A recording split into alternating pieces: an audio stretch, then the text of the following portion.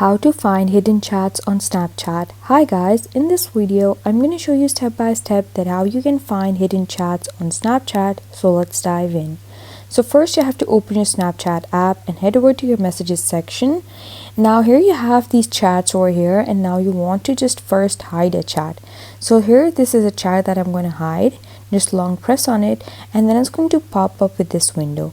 On this window, click this chat and notification settings, and then you have to simply click clear from chat feed and then click clear on the pop-up.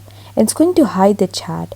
Now you simply have to go to this search icon and search for the chat. So once you search for the person, just open the person, and then once you open the chat, it's going to be over here. And then you can just open the chat and it will be back in your conversation. Once you search for it using the search bar and open the chat and then just send a message, and then it's going to be unhidden. And that's how you find hidden chats on Snapchat.